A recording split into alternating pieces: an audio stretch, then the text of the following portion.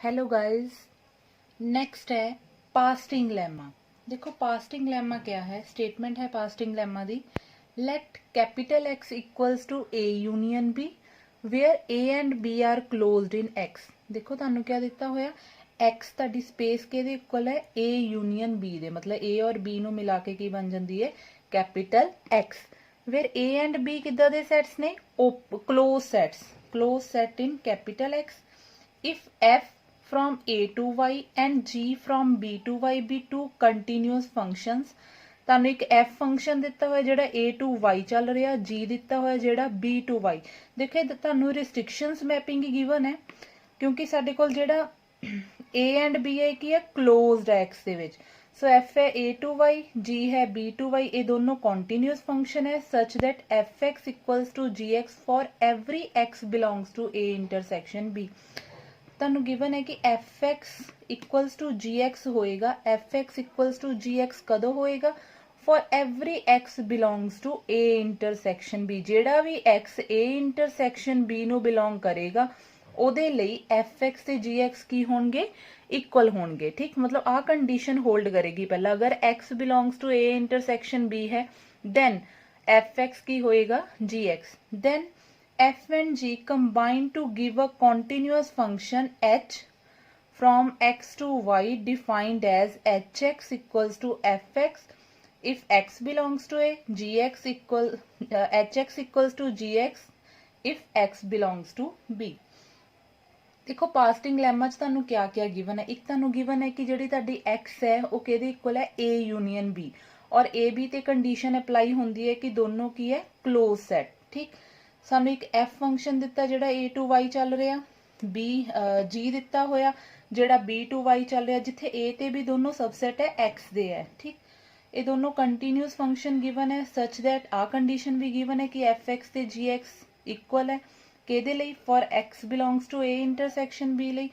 ਤੁਸੀਂ ਪ੍ਰੂਵ ਕਰਨਾ ਅਗਰ f ਤੇ g ਕੰਟੀਨਿਊਸ ਹੈ then h ਜਿਹੜਾ x to y ਚੱਲ ਰਿਹਾ ਇਹ ਵੀ ਕੀ ਹੋਣਾ ਚਾਹੀਦਾ ਹੈ, ਕੰਟੀਨਿਊਸ ਹੋਣਾ ਚਾਹੀਦਾ। ਦੇਖੋ अगर h from x to y है देखो then f ਤੇ g ਕੀ ਹੋ ਗਈਆਂ, ਰਿਸਟ੍ਰਿਕਸ਼ਨਸ ਮੈਪਿੰਗ ਹੋ ਗਈਆਂ, ਕਿਉਂਕਿ ਇਹਦੀ ਰਿਸਟ੍ਰਿਕਸ਼ਨ a ਸੈੱਟ ਤੇ ਇਹਦੀ ਰਿਸਟ੍ਰਿਕਸ਼ਨ b ਸੈੱਟ ਤੇ ਹੈ such that hx answer fx say equal ਆਂਦਾ ਹੈ ਕਦੋਂ, ਜਦੋਂ x ਕੇ ਚੋਂ ਲੈਣਾ ਹੈ a ਚੋਂ, gx ਆਂਦਾ ਹੈ ਜਦੋਂ x ਕੇ ਚੋਂ ਲੈਣਾ ਹੈ b ਚੋਂ।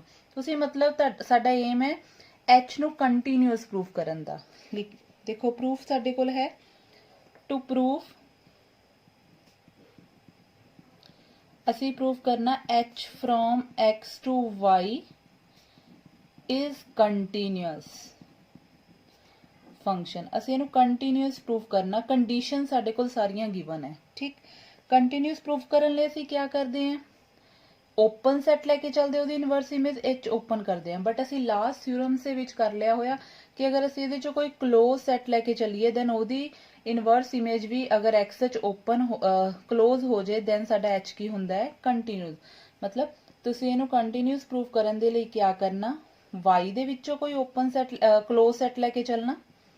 ਠੀਕ, ਉਹਦੀ ਸੇ ਕੋਈ ਵੀ ਤੁਸੀਂ ਇਹਦੇ ਵਿੱਚ ਕਲੋਜ਼ ਸੈਟ ਲੈ ਲਿਆ c, ਉਹਦੀ inverse image f inverse c, ਇਹਨੂੰ ਤੁਸੀਂ ਕਲੋਜ਼ਡ ਪ੍ਰੂਵ ਕਰ ਦੇਣਾ ਕਿਹਦੇ ਵਿੱਚ, x ਦੇ ਵਿੱਚ। then ਤੁਹਾਡਾ ਜਿਹੜਾ h ਹੈ ਇਹ ਕੀ ਹੋ ਜਾਣਾ ਹੈ, ਕੰਟੀਨਿਊਸ ਫੰਕਸ਼ਨ ਹੋ ਜਾਣਾ ਹੈ। ਮਤਲਬ ਓਪਨ ਵਾਲਾ ਸੇਮ ਕਨਸੈਪਟ ਕਲੋਜ਼ ਤੇ ਵੀ ਲੱਗਦਾ ਹੈ। ਇਹ ਕਲੋਜ਼ ਵਾਲਾ ਕਨਸੈਪਟ ਇਹ ਚ ਤਾਂ ਲਾਇਆ ਕਿਉਂਕਿ ਸਾਨੂੰ a ਤੇ b ਕਿੱਦਾਂ ਦੇ ਸੈੱਟ ਗਿਵਨ ਹੈ, ਕਲੋਜ਼ ਸੈੱਟ ਗਿਵਨ ਹੈ। ਠੀਕ, ਸੋ ਅਸੀਂ ਲੈ ਕੇ ਚੱਲ ਪਏ light c be a closed subset of y। ਅਸੀਂ c ਕੋਈ y ਚੋਂ ਕੀ ਲੈ ਲਿਆ, ਸਬਸੈਟ। ਅਸੀਂ ਪ੍ਰੂਵ ਕਰਨਾ f ਇਨਵਰਸ c x ਚ क्लोज होना चाहिए। f इनवर्स c बनाओ तो सी आएगा की set, then f inverse c, then f दी जगह ते साडे कोल है h, sorry, then h inverse, क्योंकि साडी जेडी मैपिंग वो h तो चल रही है। ठीक, अगर f तो चल रही हुंदी तो f इनवर्स आना सी, इत्थे साडी मैपिंग है h तो। देन h इनवर्स c ये की आएगा साडे कोल, h इनवर्स c च x टाइप दे मैंबर होणगे। क्यों, क्योंकि अगर तुसी c ਇਹਦੇ ਵਿੱਚ ਲਿਆ ਤਾਂ h ਇਨਵਰਸ c ਤਾਂ ਇਹਦੇ ਵਿੱਚ ਆਏਗਾ। ਦੇਖੋ ਤੁਹਾਡੇ ਕੋਲ ਇੱਕ ਸੈੱਟ ਹੈ x, ਇੱਕ ਸੈੱਟ ਹੈ y। ਠੀਕ, c ਤੁਸੀਂ ਲਿਆ close subset of y, then ਇਹ ਜਿਹੜੀ ਮੈਪਿੰਗ ਹੈ ਕਿਹੜੀ ਹੈ h, ठीक। then अगर साडे कोल c close subset of y है then h इनवर्स c कादे जाएगा xh। फिर ਇਹਦਾ ਮੈਂਬਰ x ਦਾ ਮੈਂਬਰ ਕਿਸ ਟਾਈਪ ਦਾ ਹੈ x ਦਾ, ਔਰ ਇਹਦਾ ਮੈਂਬਰ ਕਿਸ ਟਾਈਪ ਦਾ ਹੈ hx ਟਾਈਪ, ਠੀਕ। y ਦਾ ਮੈਂਬਰ ਹੈ hx ਟਾਈਪ, x ਦਾ ਮੈਂਬਰ ਹੈ x ਟਾਈਪ। देयरफॉर क्योंकि h इनवर्स ही साडे कोल किहदा सबसेट होएगा x ਦਾ, then h इनवर्स c ਦਾ आएगा x टाइप ਦੇ ਮੈਂਬਰ such that hx ਕਿਹਦੇ ਚ ਹੋਏਗਾ c ਚ, which is a subset of x। then साडे कोल h इनवर्स c ਕਿਹਦਾ सबसेट होएगा x ਦਾ सबसेट होएगा। अगर साडे कोल h इनवर्स c x ਦਾ सबसेट है देयरफॉर ਅਸੀਂ ਲਿਖ ਸਕਦੇ ਹਾਂ h ਇਨਵਰਸ c ਨੂੰ equals to h inverse c intersection x। ਸਾਨੂੰ ਪਤਾ ਹੈ a ਇੰਟਰਸੈਕਸ਼ਨ b ਦਾ ਆਨਸਰ ਕੀ ਆਂਦਾ ਹੈ, ਜੇ a सबसेट b है then a इंटरसेक्शन b आएगा a, छोटे वाला सेट। ਹੁਣ h ਇਨਵਰਸ c सबसेट है x ਦਾ, then h ਇਨਵਰਸ c ਦੋਨਾਂ ਦੀ ਇੰਟਰਸੈਕਸ਼ਨ ਚ ਕੌਣ ਆਏਗਾ h inverse c, which is equals to h inverse c intersection x। x ਸਾਡੇ ਕੋਲ ਕੀ ਗਿਵਨ ਹੈ ਸਟੇਟਮੈਂਟ ਦੇ ਵਿੱਚ, x ਹੈ a ਯੂਨੀਅਨ b, ਸੋ ਤੁਸੀਂ ਇੱਥੇ x ਦੀ ਜਗ੍ਹਾ ਤੇ ਫਿਲ ਕਰ ਦਿੱਤਾ ਹੈ a ਯੂਨੀਅਨ b, ठीक। which is equals to h inverse c intersection a union h inverse c intersection b। ਸਾਡੇ ਕੋਲ ਆ ਗਿਆ h inverse c ਦੀ ਵੈਲਿਊ ਇਹਦੇ ਇਕੁਅਲ, ਇਹਨੂੰ ਨੰਬਰ 1 ਮਾਰਕ ਕਰ ਲਿਆ, ਠੀਕ। h inverse c intersection a union h inverse c intersection b। ਹੁਣ ਅਸੀਂ h inverse c ਨੂੰ ਕਲੋਜ਼ ਪ੍ਰੂਫ ਕਰਨ ਲਈ ਇਹਨਾਂ ਦੋਨਾਂ ਨੂੰ ਕੀ ਪ੍ਰੂਫ ਕਰ ਦਈਏ ਕਲੋਜ਼। अगर ये दोनों क्लोज प्रूव हो गए then h इनवर्स c भी की हो जाना क्लोज्ड। नाउ ਅਸੀਂ क्लेम ਕੀਤਾ, देखो सानू गिवन है कि a ਤੇ b क्लोज्ड है ਤੇ ਆਹ ਵਾਲੀਆਂ ਕੰਟੀਨਿਊਸ ਮੈਪਿੰਗ ਹੈ।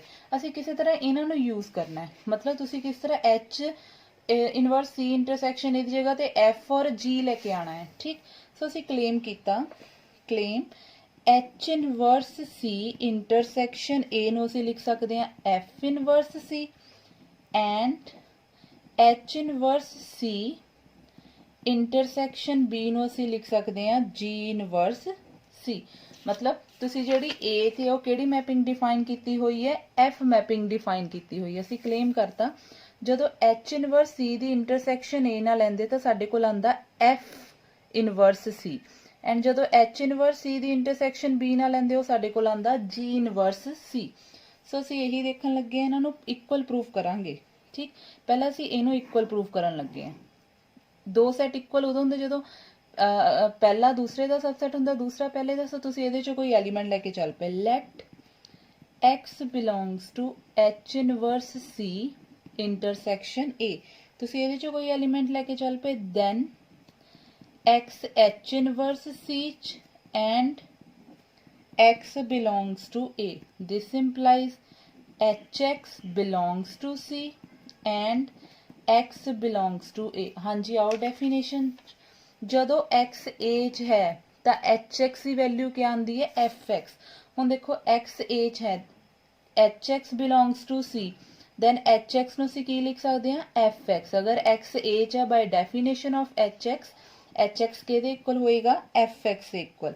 ਸੋ ਸਾਡੇ ਕੋਲ ਇੱਥੋਂ ਆ ਗਿਆ ਇਹਨਾਂ ਦੋਨਾਂ ਨੂੰ ਮਿਲਾ ਕੇ fx belongs to c। ਇੱਥੇ ਰੀਜ਼ਨ ਲਿਖ ਲਓ, because hx equals to fx when x belongs to a। this implies ਸਾਡੇ ਕੋਲ ਕੀ ਆ ਗਿਆ x belongs to f inverse c। ਇੱਥੋਂ ਆ ਗਿਆ ਕਿ x ਕੇ ਚ ਚਲਾ ਗਿਆ f ਇਨਵਰਸ c। देयरफॉर ਸਾਡੇ ਕੋਲ ਕਿਆ ਬਣਿਆ, ਤੁਸੀਂ x ਲੈ ਕੇ ਇਹਦੇ ਚੋਂ ਚੱਲੇ ਸੀ ਬਣਾ f ਇਨਵਰਸ c ਚ ਦਿੱਤਾ। देयरफॉर ਸਾਡੇ ਕੋਲ ਆ ਗਿਆ h inverse c intersection a ਕਿਹਦਾ ਸਬਸੈਟ ਹੋ ਗਿਆ f ਇਨਵਰਸ c ਦਾ ਸਬਸੈਟ ਹੋ ਗਿਆ। ਇਹਨੂੰ ਅਸੀਂ ਸੈਕਿੰਡ ਨੰਬਰ ਮਾਰਕ ਕਰ ਲਿਆ, ਠੀਕ। ਨੈਕਸਟ ਹੁਣ ਤੁਸੀਂ ਉਲਟਾ ਪ੍ਰੂਫ ਕਰਨਾ, ਕਨਵਰਸ ਇਹਦਾ ਪ੍ਰੂਫ ਕਰਨਾ ਕਿ a ਵਾਲਾ ਇਹਦਾ ਸਬਸੈਟ ਹੁੰਦਾ ਹੈ। ਸੋ ਤੁਸੀਂ ਇਹਦੇ ਚੋਂ ਕੋਈ ਐਲੀਮੈਂਟ ਲੈ ਕੇ ਚੱਲੇ, again let y belongs to, ਹੁਣ ਤੁਸੀਂ ਕਰਨਾ ਇਹਨਾਂ ਦੋਨਾਂ ਨੂੰ ਇਕੁਅਲ ਪ੍ਰੂਫ ਕਰਨਾ ਸੀ, ਠੀਕ।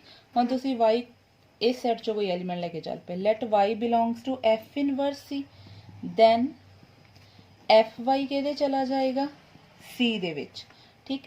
fy c ਚ ਚਲਾ ਗਿਆ since f from a to y is given function therefore y belongs to a। देखो सानू जेड़ा f है वो कित्थों कित्थे तक दिता होया, a to y कोई फंक्शन दिता होया, f from a to y दिता होया। साडे कोल जेड़ा fy सी वो c च सी एंड c केदा सबसेट सीगा, y दा, fy c च है, ठीक। और जेड़ा साडा c है ये केदा सबसेट है, y दा, मतलब ये की है साडे कोल दूसरे सैट दे विच है। इहदा मतलब जेड़ा y एलीमेंट है fy c च है, c y च है, ठीक है।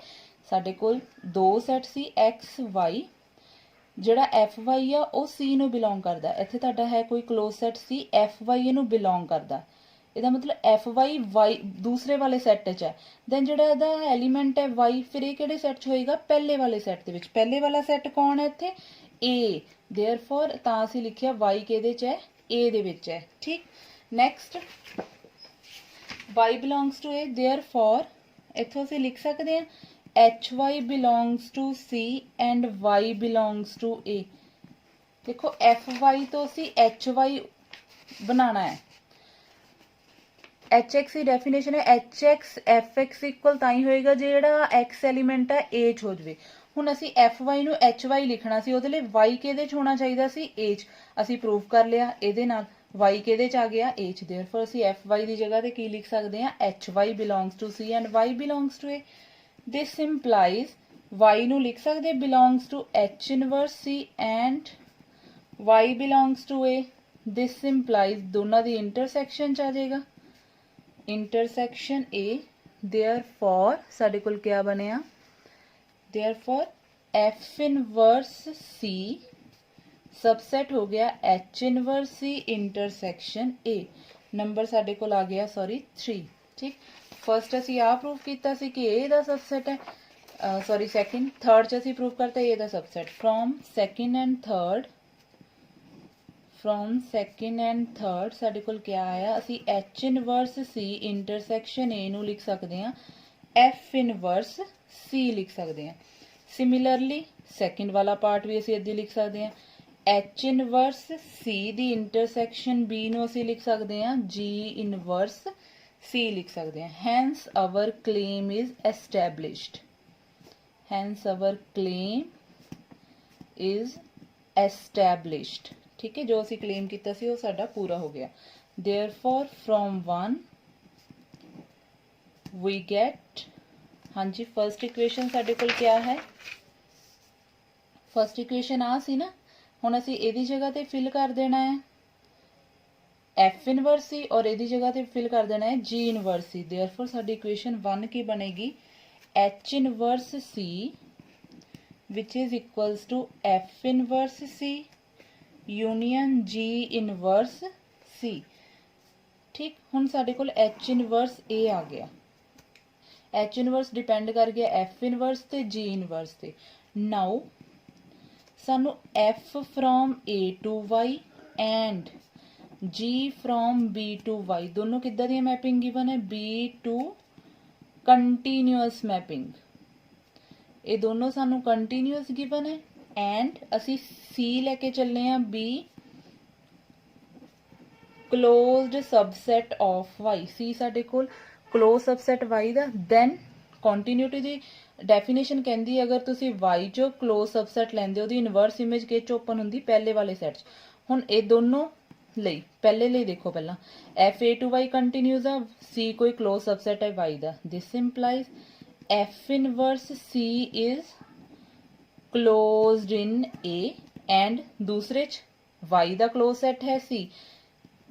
G inverse C is closed in B. साडे कोल आ गया G inverse C is closed in B. Therefore साडे कोल आया कि F inverse C and G inverse C are closed sets in A and B respectively। ठीक है, ये दोनों A ते B दे विच आ गए।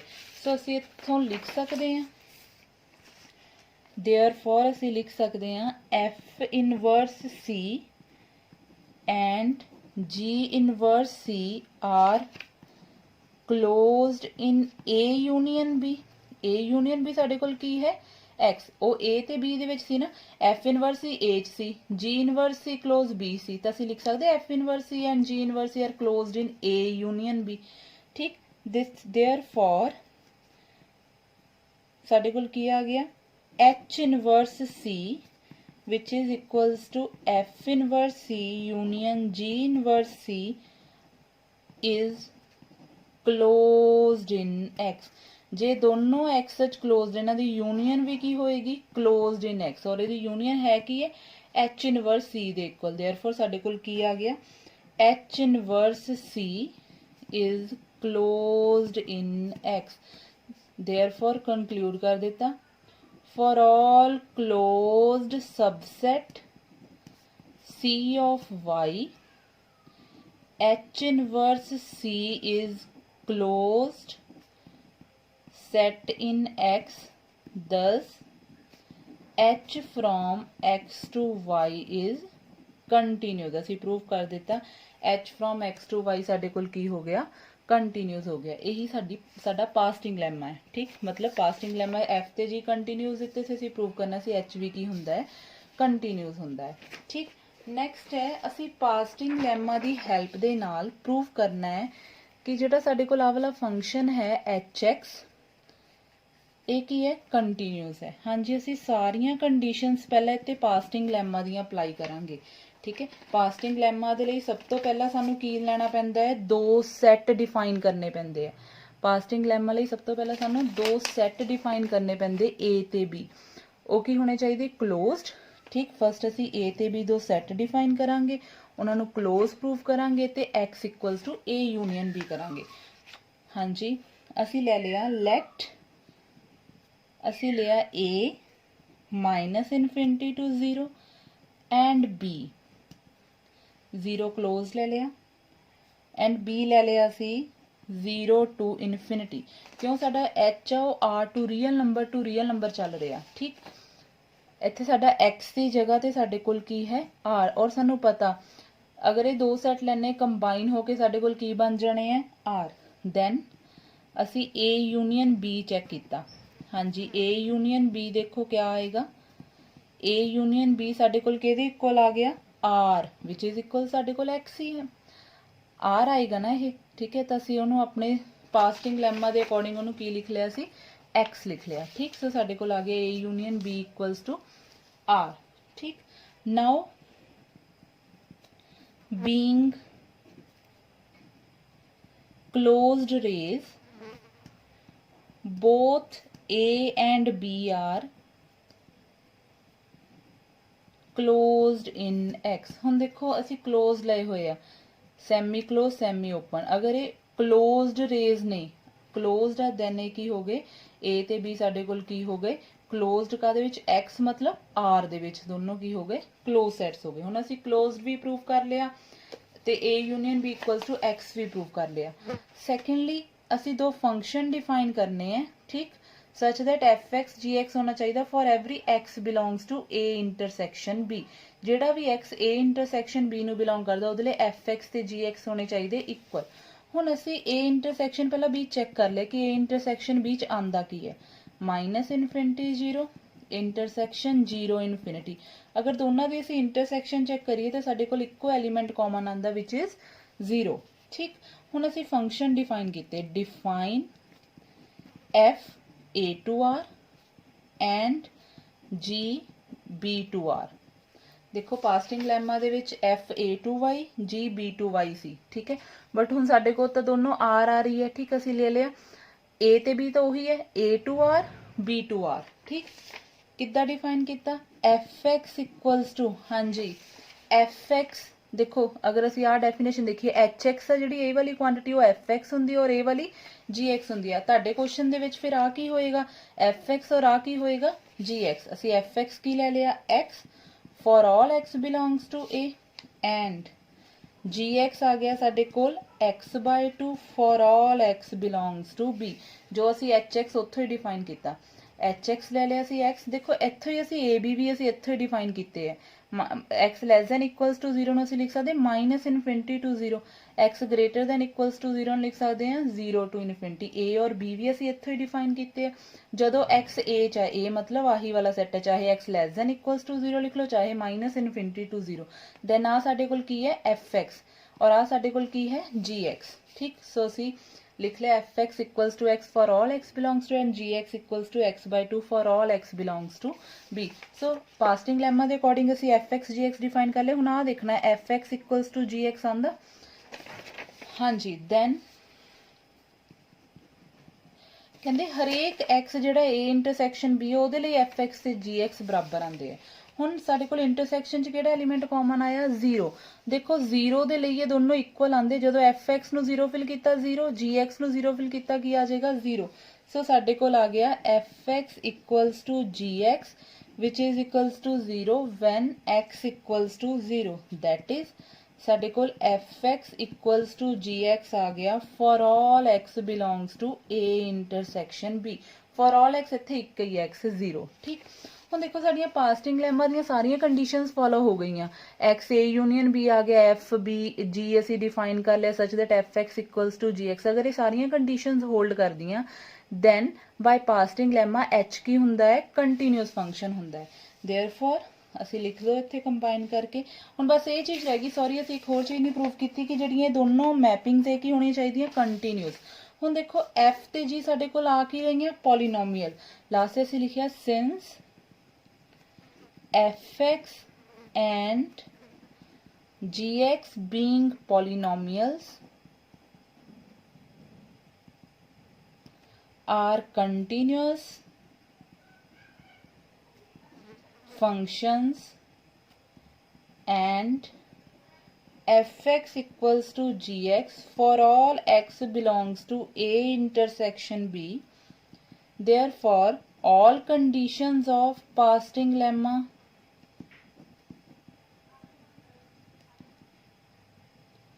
satisfied। देखो साढ़े को सारियां कंडीशन पास्टिंग लेमा दियां satisfied हो गई, hence h is continuous, then h की हो गया continuous हो गया। ठीक, ਇਹ ਇੰਪੋਰਟੈਂਟ ਹੈ क्वेश्चन, एग्जाम ਦੇ ਵਿੱਚ ਪਾਸਟਿੰਗ ਲੈਮਾ ਵੀ ਆਂਦਾ ਹੈ ਤੇ ਉਹਦੇ ਨਾਲ ਦਾ क्वेश्चन ਵੀ ਆ ਜਾਂਦਾ ਹੈ ਕੋਈ ਸੋਲਵ ਕਰਨ ਦੇ ਲਈ। ਠੀਕ ਹੈ ਸਟੂਡੈਂਟਸ, ਨੈਕਸਟ ਥਿਊਰਮ ਹੈ ਸਾਡੇ ਕੋਲ ਮੈਪਸ ਇਨਟੂ ਪ੍ਰੋਡਕਟ।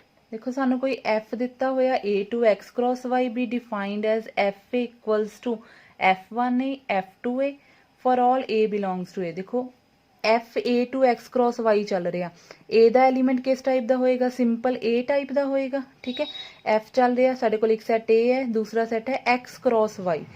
f चल रहा a to x, ਇਹਦਾ ਮੈਂਬਰ ਤਾਂ a टाइप ही होएगा, बट ਜਿਹੜਾ ਇਹਦਾ ਮੈਂਬਰ है ਉਹ ਕੀ ਹੋਏਗਾ f a ਦੀ टाइप ਕਿੱਦਾਂ ਦੀ ਹੋਏਗੀ x क्रॉस y, मतलब एक मैंबर ए दा कॉमा दूसरा मैंबर y दा। सो एफ ए दी टाइप होएगी f1a comma f2a for all a belongs to a। Then f is continuous if and only if functions f1 and f2 are continuous. असी prove करना f continuous होएगा अगर f1 जेड़ा a to x चल रहा, f2 a to y चल रहा, की होएगा कंटिन्यूअस। ठीक, ਅਸੀਂ ਲੈ ਕੇ ਚੱਲ ਪਏ f ਕੋਈ ਕੰਟੀਨਿਊਸ ਫੰਕਸ਼ਨ ਹੈ। ਠੀਕ, ਅਸੀਂ ਸ਼ੋ ਕਰਨਾ f1 ਐਂਡ f2 ਕੀ ਹੋਣੇ ਚਾਹੀਦੇ ਆ ਕੰਟੀਨਿਊਸ ਹੋਣੇ ਚਾਹੀਦੇ ਆ। फॉर दिस ਇਹਦੇ ਲਈ ਅਸੀਂ ਇੱਕ पाई1 ਤੇ पाई2 प्रोजेक्शन मैपिंग ਲਈ ਇਹ ਮੈਂ ਪਹਿਲੇ ਤੁਹਾਨੂੰ डिफाइन ਕੀਤੀ ਹੋਈ ਕਿ पाई1 ਤੇ पाई2 मैपिंग्स क्या ਹੁੰਦੀਆਂ।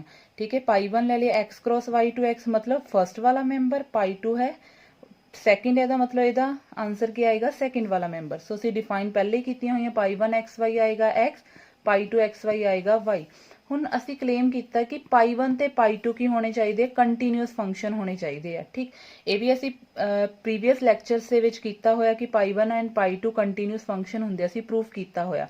ਠੀਕ, ਕੰਟੀਨਿਊਸ ਪ੍ਰੂਫ ਕਰਨ ਦੇ ਲਈ ਅਸੀਂ ਕੀ ਕਰਦੇ ਆ, ਮੈਂ ਦੁਬਾਰਾ ਵੀ ਕਰ ਦਿੰਨੀ ਇਹਦੇ ਵਿੱਚ। ਹੁਣ ਅਸੀਂ पाई1 ਨੂੰ ਕੰਟੀਨਿਊਸ ਪ੍ਰੂਫ ਕਰਨ ਦੇ ਲਈ ਇਹਦੇ 'ਚ ਕੋਈ ਓਪਨ ਸੈਟ ਲੈ ਕੇ ਚੱਲਾਂਗੇ, ਇਹਦੀ ਇਨਵਰਸ ਇਮੇਜ ਅਸੀਂ ਇਹਦੇ ਵਿੱਚ ਓਪਨ ਕਰਾਵਾਂਗੇ। ਸੋ ਅਸੀਂ u ਲੈ ਕੇ ਚੱਲ ਪਏ ਓਪਨ ਇਨ x। ਸੋ ਅਸੀਂ पाई1 ਇਨਵਰਸ u ਨੂੰ ਓਪਨ ਕਰਨਾ x क्रॉस y।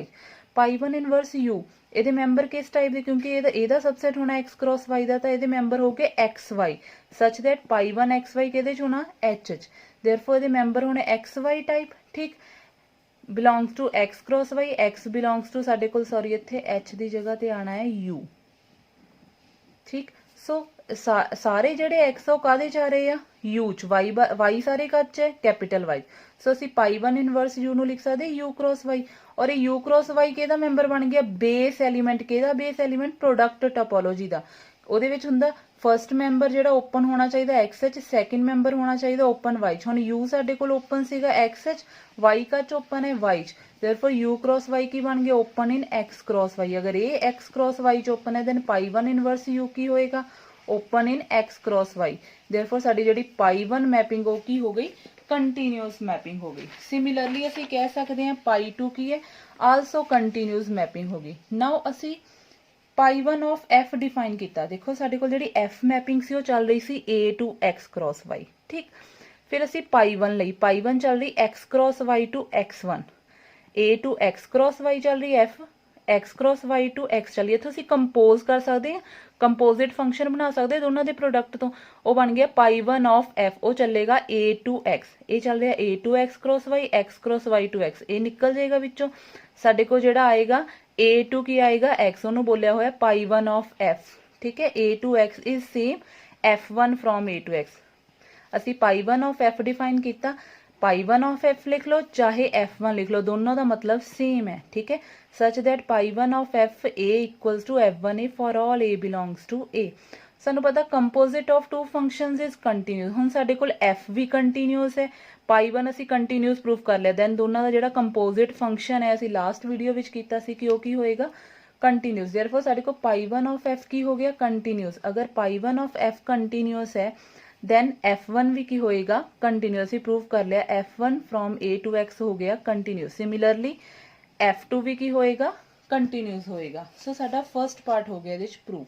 ਸੈਕਿੰਡ ਕਨਵਰਸਲੀ ਅਸੀਂ ਲੈ ਲਿਆ ਇਹ ਦੋਨੋਂ ਕੰਟੀਨਿਊਸ ਪ੍ਰੂਫ ਕਰਨਾ f ਕੰਟੀਨਿਊਸ ਹੈ, ਠੀਕ। ਉਹਦੇ ਲਈ ਅਸੀਂ ਕਰਾਂਗੇ ਇਹਦੇ ਚ ਕੋਈ ਓਪਨ ਸੈਟ ਲੈ ਕੇ ਚੱਲਾਂਗੇ, ਉਹਦੀ ਇਨਵਰਸ ਇਮੇਜ a ਚ ਓਪਨ ਕਰਾਵਾਂਗੇ। For this let u cross v is an open subset of x cross y। To prove ਅਸੀਂ ਕੀ ਪ੍ਰੂਵ ਕਰਨਾ ਇਹਦੀ ਇਨਵਰਸ ਇਮੇਜ ਉਹ ਕਿਹਦੇ ਚ ਓਪਨ ਹੈ a ਚ ਓਪਨ ਹੈ।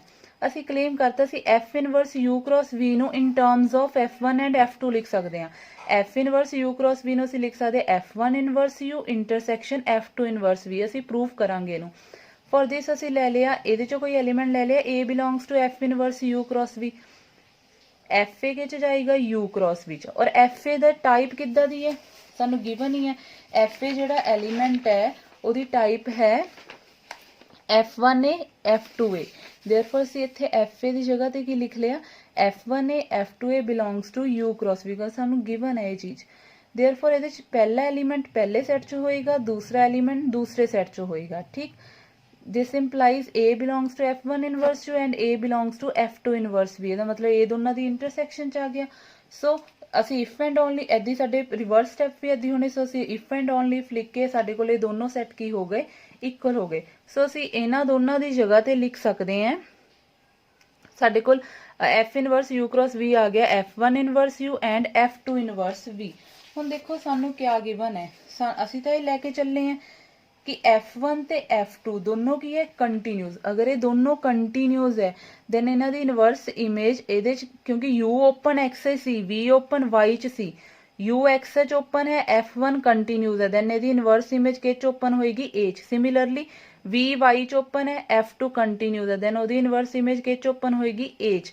ਹੁਣ ਇਹ ਦੋਨੋਂ ਕੱਚ ਓਪਨ ਆ ਗਈਆਂ a ਚ, ਦੋਨਾਂ ਦੀ ਇੰਟਰਸੈਕਸ਼ਨ ਕੱਚ ਓਪਨ ਆਏਗੀ a ਚ, ਔਰ ਦੋਨਾਂ ਦੀ ਇੰਟਰਸੈਕਸ਼ਨ ਨੂੰ ਅਸੀਂ ਕਲੇਮ ਚ ਕੀ ਲਿਖ ਲਿਆ ਕਿ ਇਹਦੇ ਇਕੁਅਲ ਹੈ f inverse u cross v। ਸੋ ਸਾਡੇ ਕੋਲ ਅਸੀਂ u cross v ਲੈ ਕੇ ਚੱਲੇ ਸੀ x cross y ਚ, ਉਹਦੀ ਇਨਵਰਸ ਇਮੇਜ ਕੱਚ ਓਪਨ ਹੋ ਗਈ a ਚ।